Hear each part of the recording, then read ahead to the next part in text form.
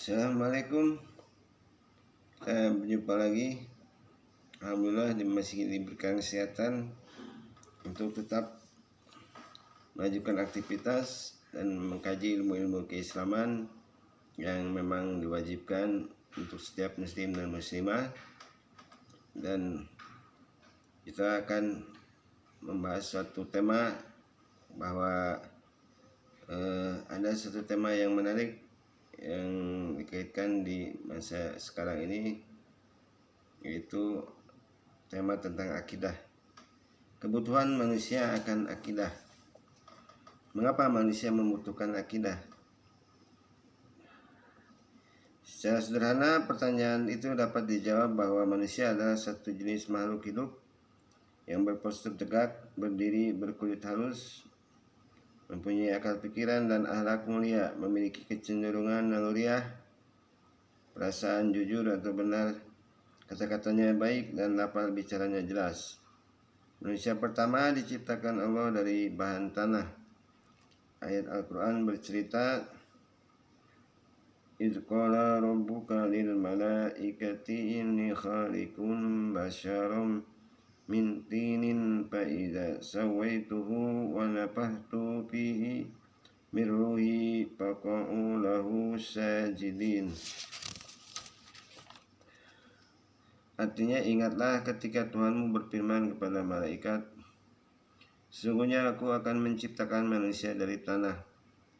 Maka apabila telah kusempurnakan kejadiannya dan kutiupkan kepadanya ruh ciptaanku, maka hendaklah kamu bersungkur dengan bersujud kepadanya." Quran Surat Shad ayat 71 sampai 72.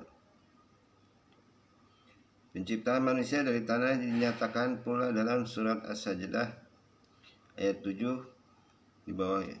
Itu allazi ahsana kulla syai'in khalqahu wa bada'a khalqal insani min tin.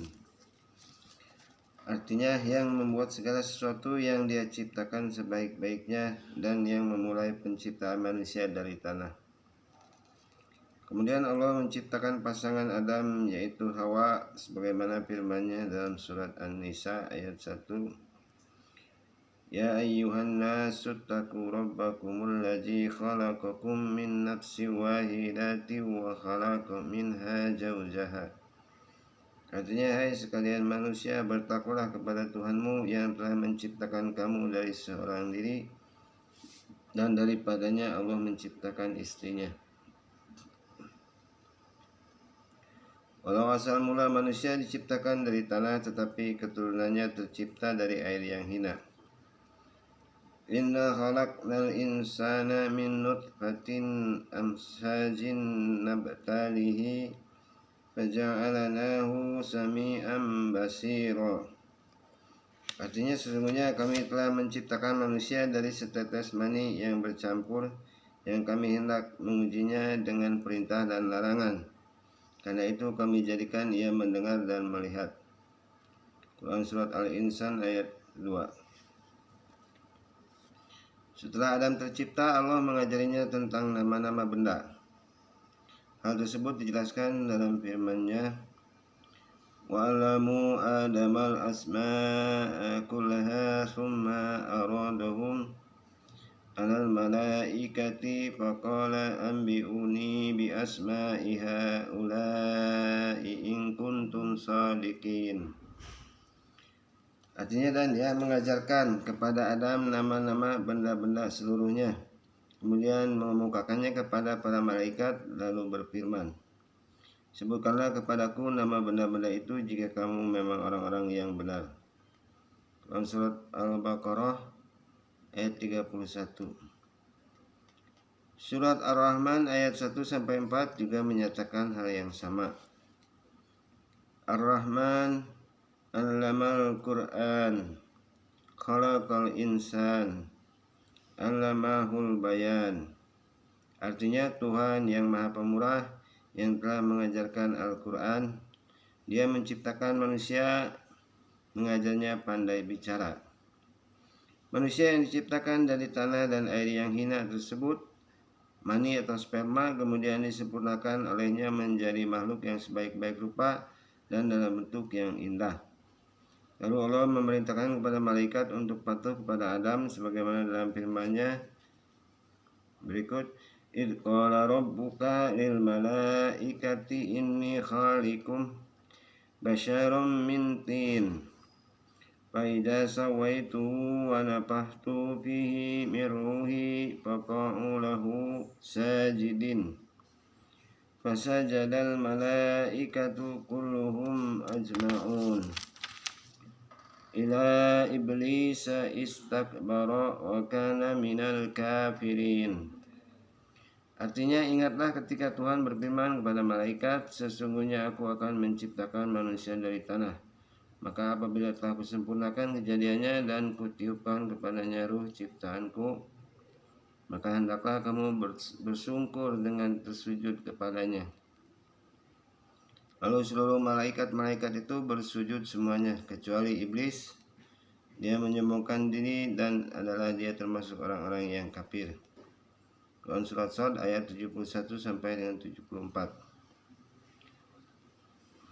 Qala ya iblisu ma mana'aka an tasjuda lima khalaqtu biyadaka astakbarta am kunta minal alin. Qala ana khairum minhu khalaqtani min narin wa khalaqtahu min tin. Allah berfirman, "Hai iblis, apakah yang menghalangi kamu sujud kepada yang telah kuciptakan dengan kedua tanganku? Apakah kamu menyombongkan diri ataukah kamu merasa termasuk orang-orang yang lebih tinggi?" Iblis berkata, "Aku lebih baik daripadanya karena engkau ciptakan aku dari api, sedangkan dia engkau ciptakan dari tanah." Quran Surat Shad ayat 75 sampai dengan 76. Godaan setan yang sangat memikat hati Adam berhasil merayu dirinya. Larangan Allah untuk tidak memakan buah khuldi dilanggarnya. Walaqad ahidna ila adama min qablu fanasiya wa lam najid lahu arma. Wa idh qulna lil malaikati isjudu li adama fasajadu illa iblisa aba. Artinya, dan sesungguhnya telah kami perintahkan kepada Adam dahulu, maka ia lupa akan perintah itu, dan tidak kami dapati padanya kemauan yang kuat. Dan ingatlah ketika kami berkata kepada malaikat, sujudlah kamu kepada Adam, maka mereka sujud kecuali iblis. Ia membangkang. Quran Surat Thaha ayat 115 sampai 116. Fakulna ya Adamu inna hada aduwwun laka wa li zawjika fala yujannakuma minal jannati fatashqa. Inna laka alla nazu'a fiha wa la ta'ra wa annaka la tadma'u fiha wa la tadha. Artinya, maka kami berkata, "Hai Adam, sesungguhnya ini atau iblis adalah musuh bagimu dan bagi istrimu. Maka sekali-kali janganlah sampai ia mengeluarkan kamu berdua dari surga, yang menyebabkan kamu menjadi celaka.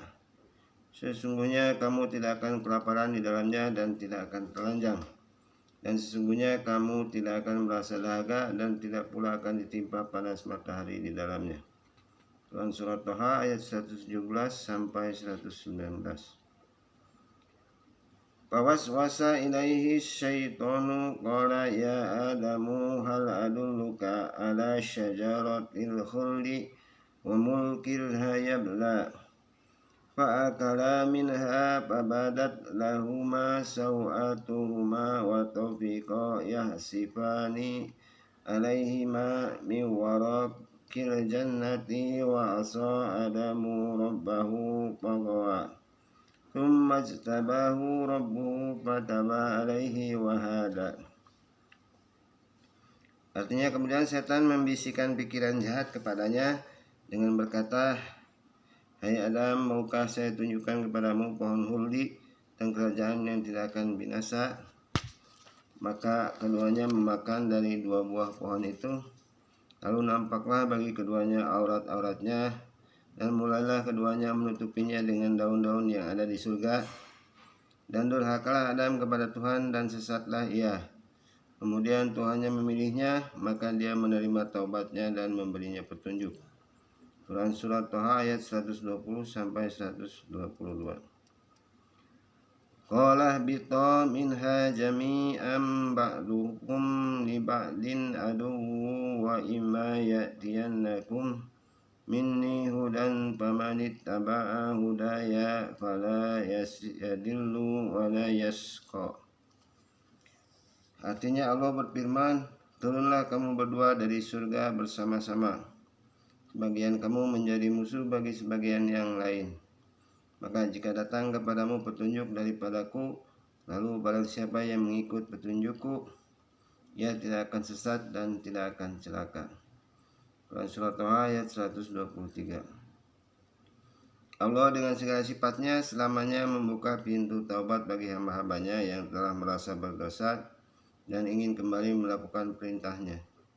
Seperti halnya Adam, dia pun segera memohon ampun kepadanya. Fatalaqa Adamu mir rabbihi kalimatin fataba alaihi innahu huwat tawwabur rahim. Kemudian Adam menerima beberapa kalimat dari Tuhannya, maka Allah menerima taubatnya. Sungguhnya Allah Maha Penerima Taubat lagi Maha Penyayang. Quran Surat Al-Baqarah ayat 37. Qala rabbana zalamna anfusana wa illam taghfir lana wa tarhamna lanakunanna minal khasirin. Artinya keduanya berkata, ya Tuhan kami telah menganiaya diri kami sendiri, dan jika Engkau tidak mengampuni kami dan memberi rahmat kepada kami, niscaya pastilah kami termasuk orang-orang yang merugi. Quran Surat Al-A'raf ayat 23.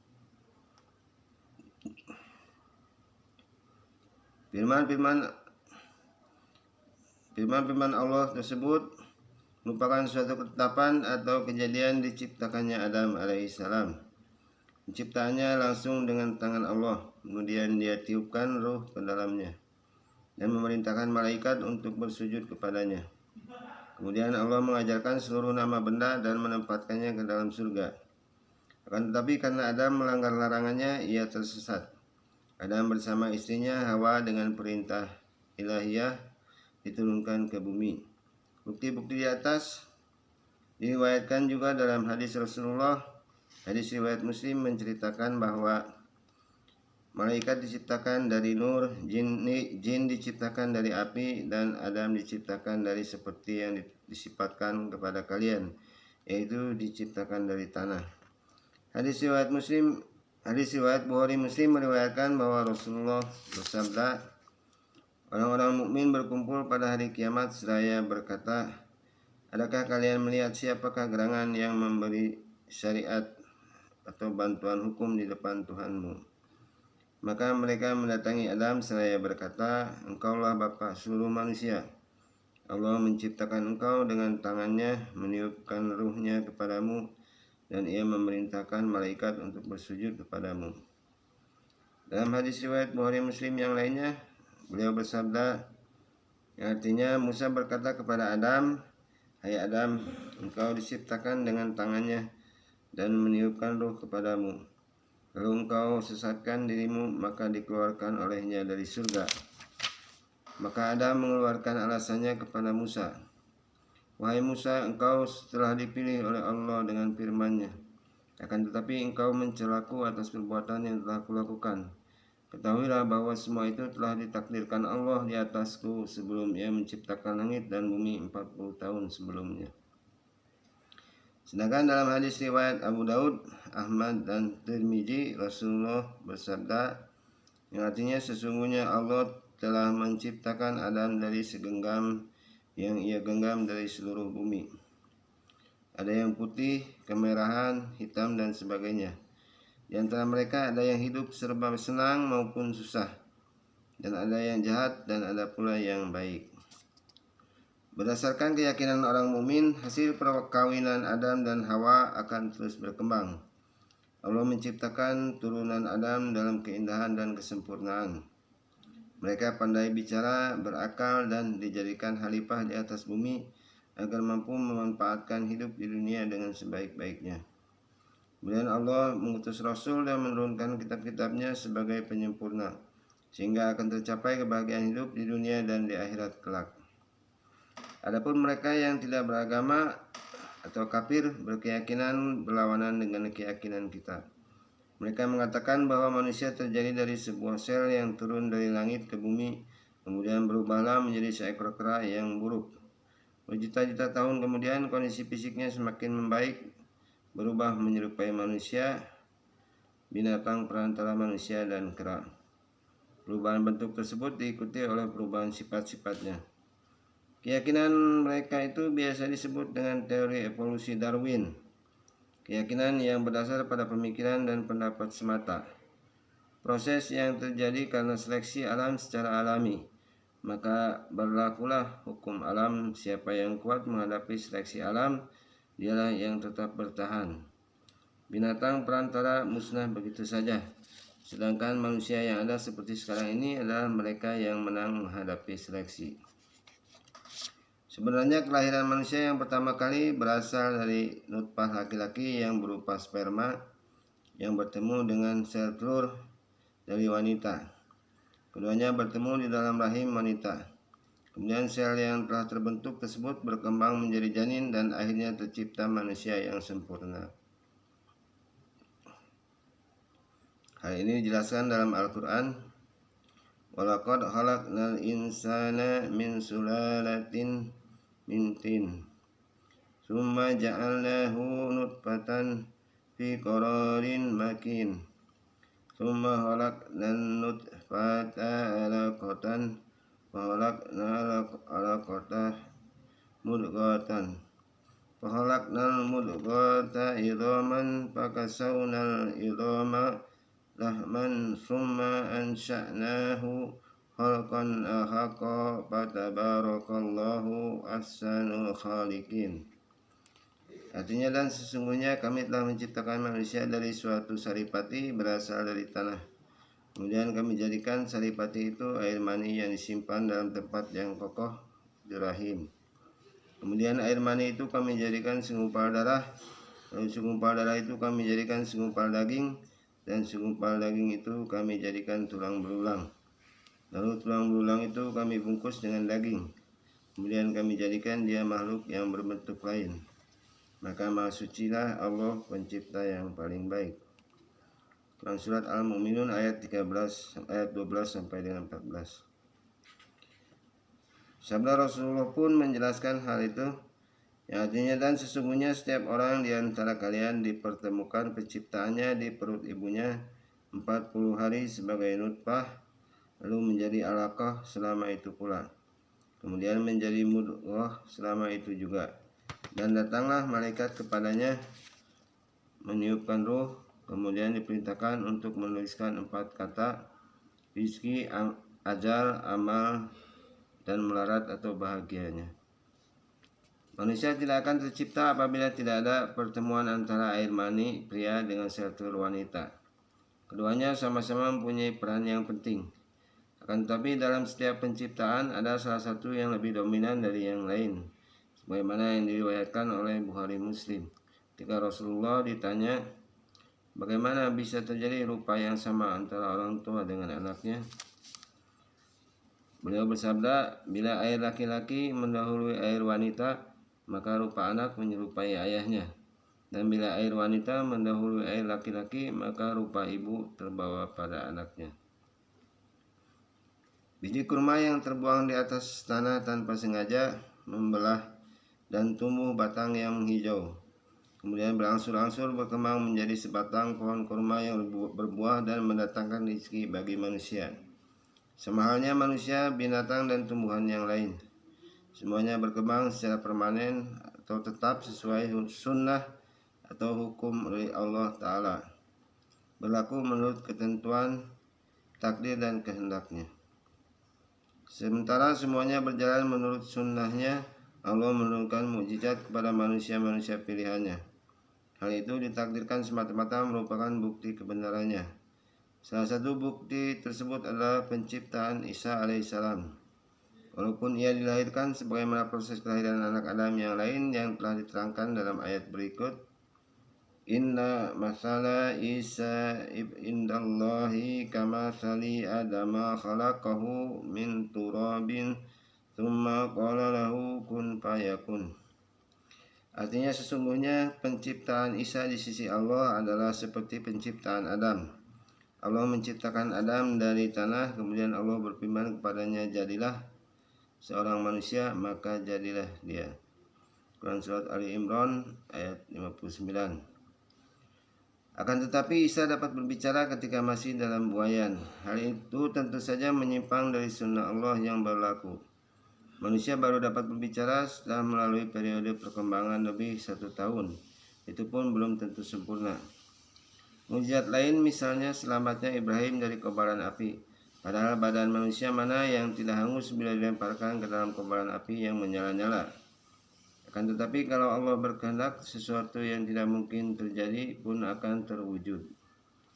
Banyak sekali contoh lain tentang pembatalan atau perubahan oleh Allah terhadap sunnahnya. Apa saja dan kapan saja jika Dia menghendaki akan terlaksana. Sebagaimana dalam firman Allah, Falan tajida li sunnatillahi tabdilan walan tajida li sunnatillahi tahwila. Artinya maka sekali-kali kamu tidak akan mendapat penggantian bagi sunnah Allah, dan sekali-kali tidak pula akan menemui penyimpangan bagi sunnah Allah itu. Quran Surat Fatir ayat 43. Setelah mengetahui bukti-bukti tersebut, mustahil untuk membantah atau mendustakan Allah, apalagi mengikuti pegangan orang-orang kafir yang mempercayai proses terjadinya manusia menurut teori evolusi Darwin. Maka para ulama Islam pun mengadakan pertemuan untuk membahas teori tersebut. Akhirnya mereka membatalkan dan menolak dengan tegas proses yang ditetapkan oleh Darwinisme itu. Penolakan tersebut berdasarkan ketidakmampuan penganut Darwinisme untuk menjelaskan berbagai lontaran yang disampaikan. Di antaranya, 1. Jika pandangan perkembangan Darwin tersebut berpangkal pada suatu makhluk hidup tertentu, maka apakah pangkal binatang-binatang, unta, sapi, kambing, dan sebagainya itu? Kedua, telah berjalan lewat kurun waktu yang amat panjang, namun kuda masih tetap kuda yang dulu. Anjing tetap seperti anjing yang semula, dan manusia pun tetap seperti manusia biasa. Begitu pula makhluk hidup lainnya. Mengapa tidak pernah berkembang untuk menjadi lebih sempurna lagi? Padahal mereka beranggapan bahwa proses perkembangan tersebut menuju ke arah kesempurnaan. 3. Mengapa kera yang pertama masih tetap ada dan berkembang tanpa mengalami perubahan, sedangkan binatang perantara justru mengalami kepunahan? Jika mereka menganggap bahwa kera yang masih tersisa tersebut yang terkuat mengalami seleksi alam, tentunya bukan kera yang pertama yang masih tertinggal, karena menurut pandangan mereka, tentunya kera perantara yang merupakan perkembangan dari kera yang pertama lebih baik dan lebih sempurna. Sungguh suatu kejanggalan. Mengapa seleksi alam tersebut justru memilih dan mengabadikan sesuatu yang rusak dan kurang? Mengapa bukan yang sempurna? Sesungguhnya aliran Darwinisme yang bersifat kebendaan itu berdiri di atas asas keingkaran terhadap kias, pandangan, serta dalil. Mereka tidak beriman kecuali kepada sesuatu yang dapat dilihat. Tapi mengapa mereka tidak dapat menyaksikan sel pertama pangkal manusia yang mereka percaya berasal dari langit? Sebagaimana juga mereka tidak dapat menyaksikan kekuatan-kekuatan alam lainnya yang telah diyakininya. Dan binatang perantara yang kini sudah punah. Mereka hanya membanding-bandingkan berdasarkan pandangan atau penglihatan mereka. Dengan demikian mereka telah membatalkan aliran kebendaannya sendiri. Aliran kebenaran yang mereka yakini tetap tidak akan mampu menunjukkan bukti-bukti kebenaran. Pandangan Darwinisme tersebut menurut salah satu ulama Islam sesungguhnya adalah pandangan kekafiran dan kekotoran. Setelah dihadapkan dengan berbagai permasalahan tersebut, akhirnya para pakar Darwinisme atau teori Darwin tak berdaya. Mereka mengakui kelemahannya dengan berkata, sesungguhnya pandangan perkembangan atau evolusi Darwin yang telah mereka yakini tersebut tidak tetap atau tidak benar. Pandangan yang tidak ilmiah dan tidak ada bukti-bukti yang dapat mengokohkannya. maka kami hanya beriman kepada Allah Subhanahu wa taala. Sekarang semuanya sudah jelas. Wahai manusia yang berakal, mana di antara kedua manusia tersebut yang pantas dihormati, dimuliakan dan diakui oleh seluruh alam? Manusia mukmin ataukah manusia kafir yang mengikuti teori Darwinisme?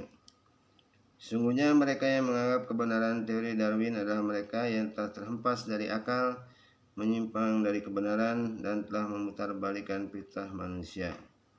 Darwinisme adalah pandangan atau aliran yang telah rusak dan bersumber kepada kekafiran dan kekotoran.